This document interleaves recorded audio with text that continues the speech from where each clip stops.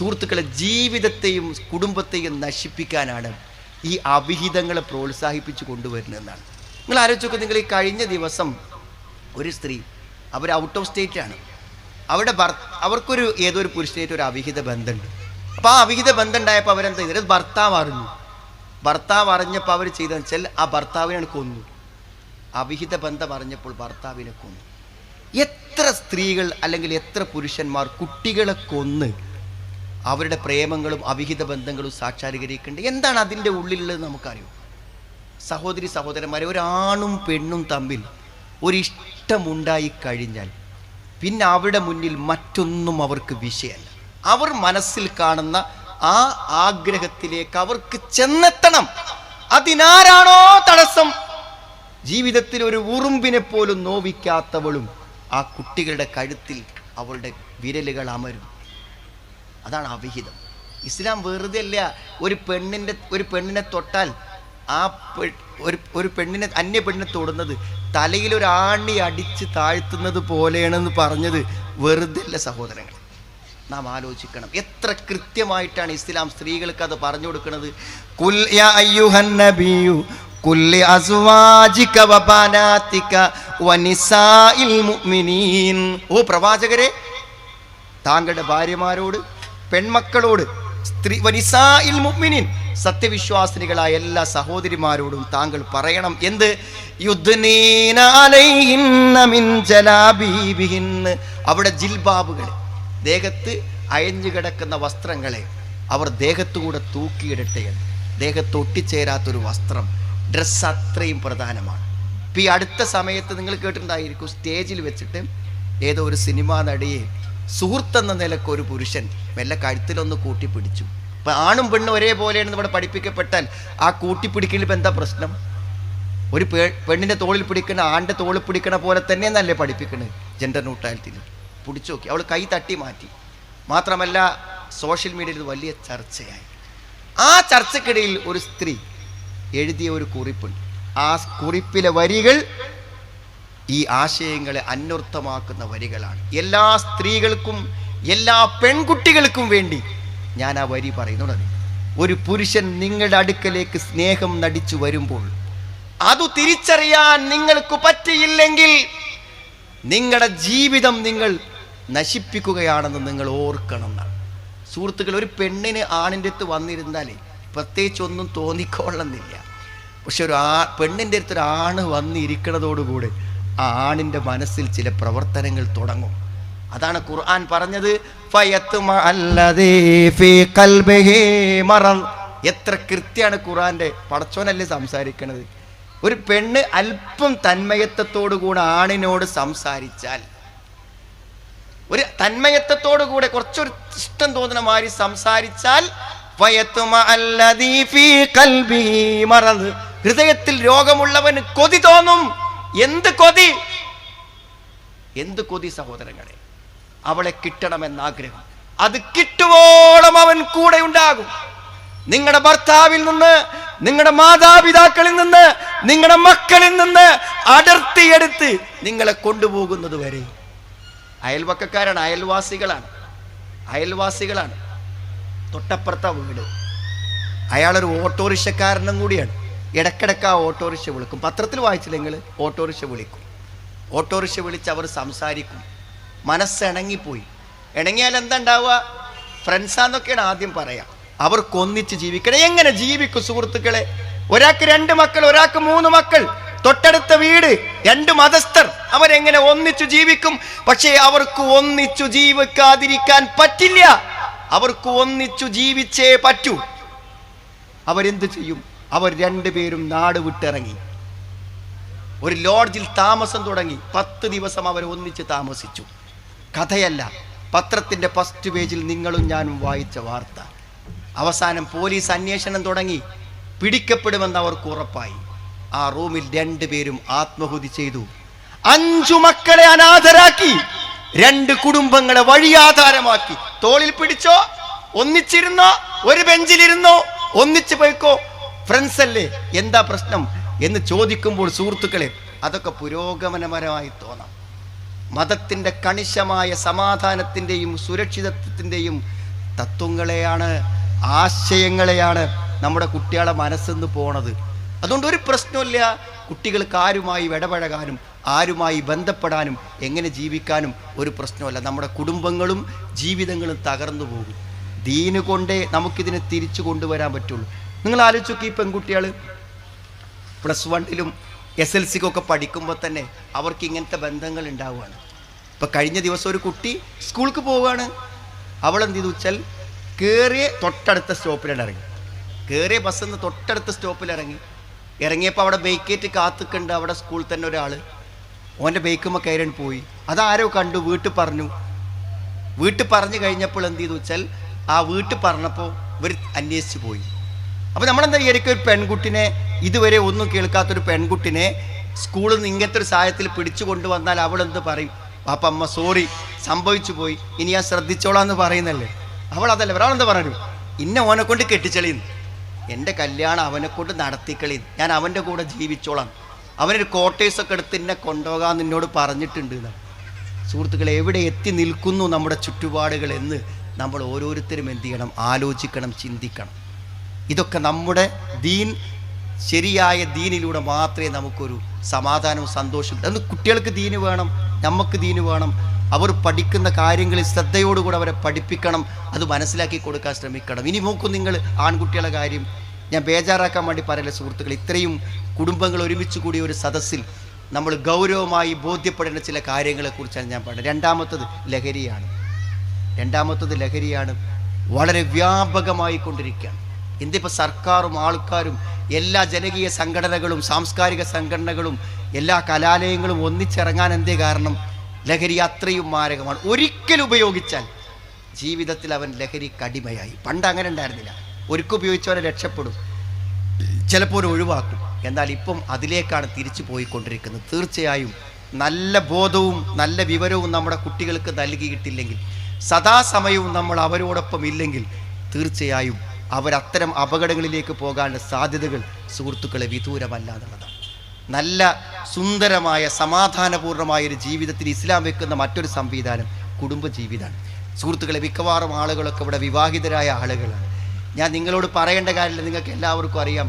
ഈ ലോകത്ത് ഒരു മനുഷ്യൻ ഏറ്റവും വലിയ അനുഭവിക്കാനുള്ള സുഖവും സന്തോഷവും എന്നാണ് നമ്മുടെ കുടുംബം.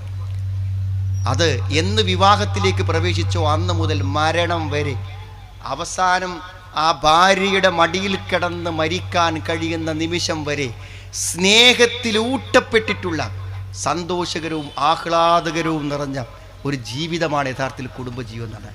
ഞാൻ ആത്മാർത്ഥമായി ചോദിക്കാൻ സുഹൃത്തുക്കളെ, ദീനുണ്ടെങ്കിൽ ആ കുടുംബജീവിതം നമുക്ക് അനുഭവിക്കാൻ പറ്റും. അതുകൊണ്ടാണ് ദീനിൻ്റെ മതപ്രസംഗ വേദികളിൽ നമ്മൾ ഈ കുടുംബം ഇത്ര കാര്യമായിട്ട് പറയാൻ കാരണം അതാണ്. ഒരു സുഹൃത്ത് കഴിഞ്ഞൊരു ദിവസം എന്നെ കണ്ടപ്പോൾ അദ്ദേഹം പറഞ്ഞു, ഞാനൊരു മുസ്ലിയാർ കുടുംബത്തിൽ ജനിച്ചു വന്ന ഒരാൾ, ഒരു മുസ്ലിയാർ കുടുംബത്തിൽ ജനിച്ചതാണ്. അതുകൊണ്ട് തന്നെ ഞാൻ അന്നേ കാലം മുതൽ ഞാൻ ഷിർക്കിലാണ്. പക്ഷെ 3 വർഷമായി ഞാൻ തൗഹീദിലേക്ക് വന്നു. ഞാൻ പ്രസംഗങ്ങളൊക്കെ കേട്ട് പഠിച്ച് തൗഹീദിലേക്ക് വന്നു.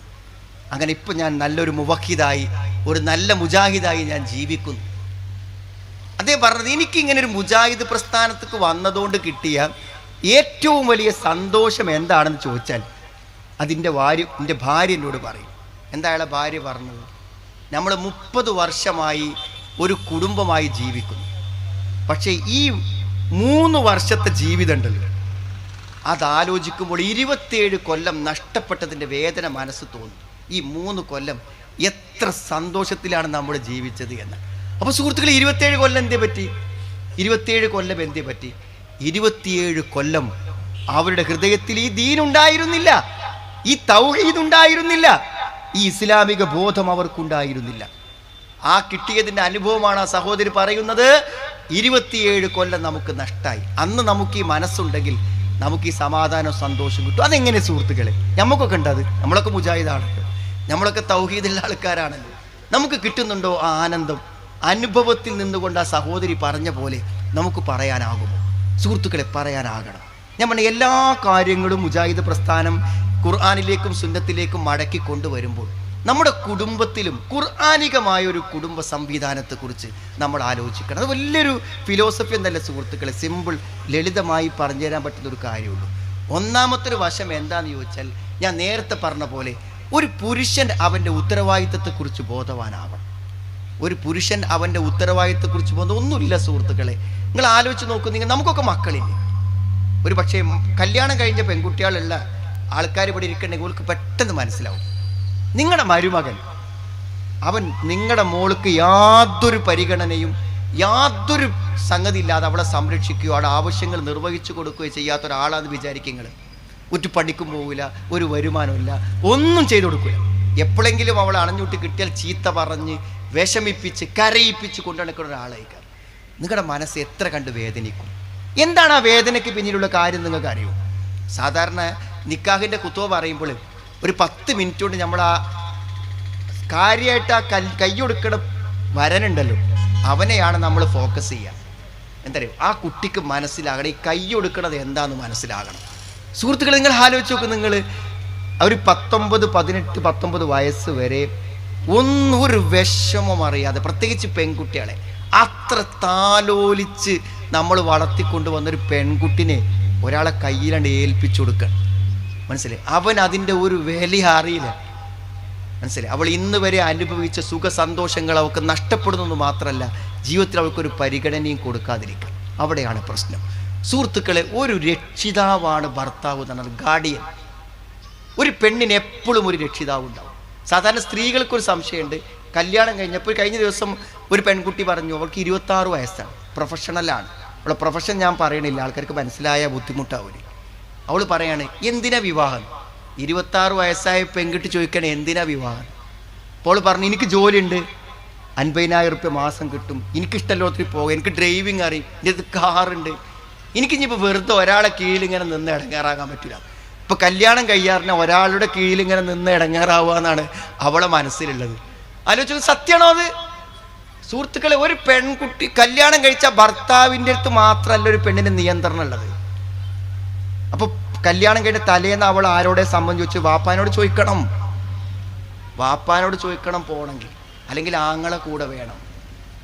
ആരാ അങ്ങനെ? അല്ലാതെ അതൊരു സ്വാതന്ത്ര്യമില്ല. ഒരു ഹോസ്റ്റലിൽ നിൽക്കുകയാണെങ്കിൽ ഒരു വാർഡൻ വേണ്ടേ? ആ വാർഡനോട് ചോദിക്കണ്ടേ പുറത്തു പോകണമെങ്കിൽ? ഒരു ഓഫീസിൽ ജോലി ചെയ്യുമ്പോൾ അതിൻ്റെ ഹെഡിനോട് ചോദിക്കണ്ടേ പുറത്തിറങ്ങണമെങ്കിൽ?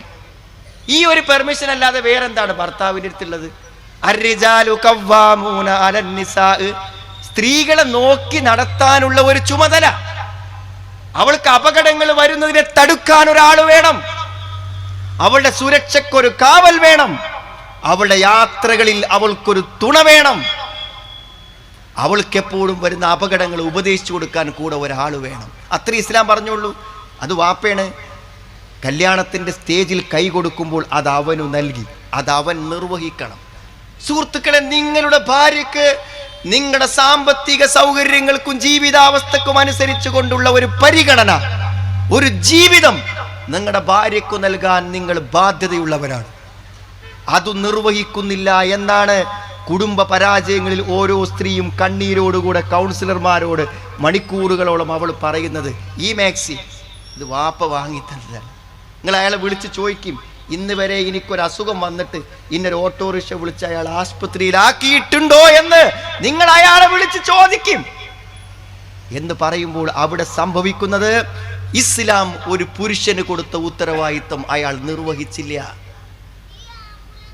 വലഹുന്ന മിസ്ലുല്ലദീ അലൈഹിന്ന ബിൽ മഅറൂഫ്, വലഹുന്ന അവർക്കുണ്ട്, മിസ്ലുല്ലദീ അലൈഹിന്ന ബിൽ മഅറൂഫ്, അവർക്ക് പുരുഷന്മാരോടൊരു കടമ ഉള്ളതുപോലെ തന്നെ പുരുഷന്മാർക്ക് അവരോടും ഒരു കടപ്പാടുണ്ടെന്നാണ്. അതുകൊണ്ട് സുഹൃത്തുക്കളെ, മുസ്ലിമാണോ ദീനുള്ള ആളാണോ, എനിക്ക് ഇങ്ങോട്ട് പറയാനുള്ളത്, നമ്മളുടെ ഈമാൻ പൂർത്തിയാവൂല. അക്മലുൽ മുഅ്മിനീന ഈമാനൻ, ഈമാൻ പൂർത്തിയാകുന്നത് ആർക്കാണ്? അഹ്സനുഹും ഖുലുഖ. നിങ്ങൾ എന്തു നാട്ടു സേവനങ്ങൾ നടത്തിയിട്ടും, നിങ്ങൾ എത്ര തന്നെ ജനസേവകനായിട്ടും, നിങ്ങൾക്ക് എത്ര തന്നെ സാമൂഹ്യ ബന്ധങ്ങൾ ഉണ്ടായിട്ടും നിങ്ങൾ നല്ല ആളാവൂല. നിങ്ങൾ നല്ല സ്വഭാവമുണ്ടെങ്കിലേ നല്ല ആളാവുള്ളൂ. നല്ല സ്വഭാവമുണ്ടോ എന്നെങ്ങനെ അറിയാം? എങ്ങനെ അറിയാം? ഖിയാറുക്കും ഖിയാറുക്കും ലിനിസാഇക്കും, നിങ്ങളുടെ ഭാര്യമാരോട് മാന്യമായി പെരുമാറുന്നവൻ മാത്രമേ യഥാർത്ഥമായ സ്വഭാവമുള്ളൂ. സുഹൃത്തുക്കളെ, ഒരു കല്യാണം കഴിച്ച പെണ്ണിന് മാന്യമായ ഒരു ജീവിതം നൽകാൻ നമുക്ക് പറ്റുന്നില്ലെങ്കിൽ നമ്മുടെ ഈമാൻ അപൂർണമാണെന്നാണ് നബി സല്ലല്ലാഹു അലൈഹി വസല്ലം നമ്മളെ പഠിപ്പിക്കുന്നത്. ഈ തിരിച്ചറിവ് ഒരു പുരുഷനുണ്ടാവണമെങ്കിൽ ദീന് കിട്ടണം. അത് അയാൾക്ക് കിട്ടി. 27 കൊല്ലം കല്യാണം കഴിഞ്ഞിട്ട് തൗഹീദ് കിട്ടിയപ്പോഴേ ഒരു പെണ്ണിനോട് ചെയ്യേണ്ട കടമകളെ കുറിച്ച് കൂടെ അദ്ദേഹം കേട്ടു, പഠിച്ചു. അത് അയാൾ നിർവഹിക്കാൻ കഴിഞ്ഞു. അപ്പോൾ ആ ഭാര്യ പറഞ്ഞു, 27 കൊല്ലം എനിക്കും നിങ്ങൾക്കും നഷ്ടമായി. 3 കൊല്ലം നമ്മൾ ജീവിച്ച ആനന്ദപൂർണമായ ജീവിതം നിങ്ങൾ ആലോചിച്ചു നോക്കുന്നതാണ്. സുഹൃത്തുക്കളെ, ദീൻ വരട്ടെ, ഖുർആൻ വരട്ടെ. നമ്മുടെ മനസ്സുകളിലേക്ക്, ഹൃദയങ്ങളിലേക്ക്, വീട്ടിലേക്ക് ഖുർആനും ദീനും വരണം. പിന്നെ ആലോചിച്ചാൽ അറിയില്ലേ, കടമകളും കടപ്പാടുകളും ഒരു പുരുഷൻ നിർവഹിക്കുകയാണെങ്കിൽ അയാളെ അനുസരിക്കാനുള്ള ബാധ്യത ഉണ്ടാവും. അതുകൊണ്ട് ഏറ്റവും അധികം അനുസരിക്കേണ്ടത് ആരെയാണ്? മാതാപിതാക്കളെ. എന്തേ അനുസരിക്കാൻ ബാധ്യത? സുഹൃത്തുക്കളെ, ഹമലതുഹു ഉമ്മുഹു വഹ്നൻ അലാ വഹ്ൻ വഫിസാലുഹു ഫീ ആമൈൻ അനിഷ്കുർ ലീ വലിവാലിദൈക ഇലയ്യൽ മസീർ. ഹമലതുഹു ഉമ്മുഹു വഹ്നൻ അലാ വഹ്ൻ. പ്രയാസത്തിന് മേൽ പ്രയാസം സഹിച്ചുകൊണ്ടാണ്, ഗർഭം ചുമന്നുകൊണ്ടാണ് ഉമ്മ അവനെ പ്രസവിച്ചത്. അതുകൊണ്ട് അനിഷ്കുർ ലീ വലിവാലിദൈക ഇലയ്യൽ മസീർ, എനിക്കും നിന്റെ മാതാപിതാക്കൾക്കും നീ നന്ദി ചെയ്യുക, എന്നിലേക്കാണ് നിനക്ക് തിരിച്ചു വരാനുള്ളത്. എന്തേ വാപ്പാനോടുമാണ് കടപ്പാടുണ്ടായത്? വാപ്പയുമ്മയും അതിന് മാത്രം നമ്മളെ സംരക്ഷിച്ചു.